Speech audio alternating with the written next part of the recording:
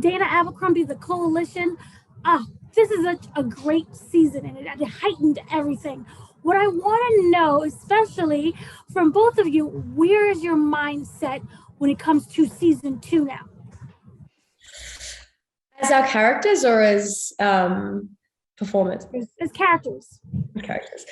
I think this is definitely where we see Shelby at her happiest. You know, I think her mindset, especially at the beginning of the season, she is so just in heaven. I think this is the closest to heaven that she's ever felt, being, you know, wrapped up with Toni. So it's been a beautiful thing to be able to play, seeing her have all of this joy. I think she deserves it.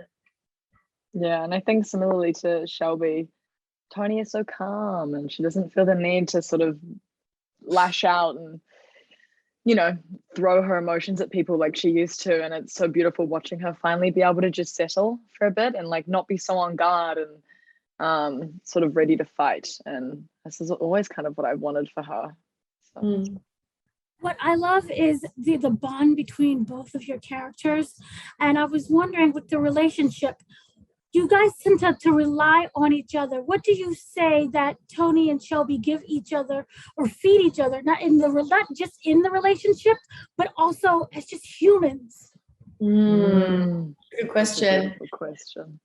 I think they both lean on each other for different things. You know, they're kind of the chip that I think both of them are kind of missing, the other has, and they together, it's like this beautiful kind of puzzle piece that they are just meant to be in a way, and it feels right for them to be together because they complete each other. It's really cute.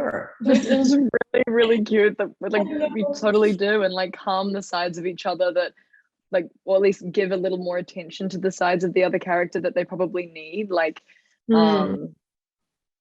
which is really beautiful. And they like really do just, I mean, they care for each other as they are. There's no kind of, every little bit of them they kind of wrap up. Now, she had the Christian background, and we know of everything that she's went through. It gets rough out there, especially just isolation alone. There's a moment where she relies on that religion to just help her get through.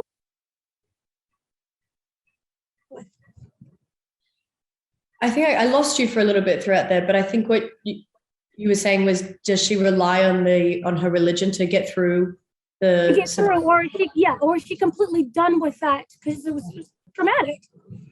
Yeah, I think, you know, religion for Shelby is something that has been part of her life, her whole life, and it hasn't just been a part of her life. It's kind of that's been at the center of every decision that she's ever made, and every choice she's ever made, everything that's kind of made her who she was up until this point. So that's something that is really integral to how she lives her life. So that's something that she struggles with, you know, especially with her parents, because, you know, you can be religious and not be homophobic, you know. So her parents see it very differently. So for her, it's this thing that's hard for her because she finds so much peace and joy and control with religion. And I think without religion, she kind of it's a head spin because she needs it to feel like she's connected to something else, and that she's not. She needs to know that something is in control of her because she's feels out of control within herself.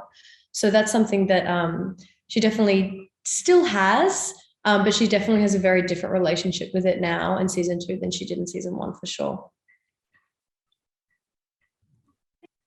That's my time. It was a pleasure speaking to both of you. Thank you so much. Thank you so much.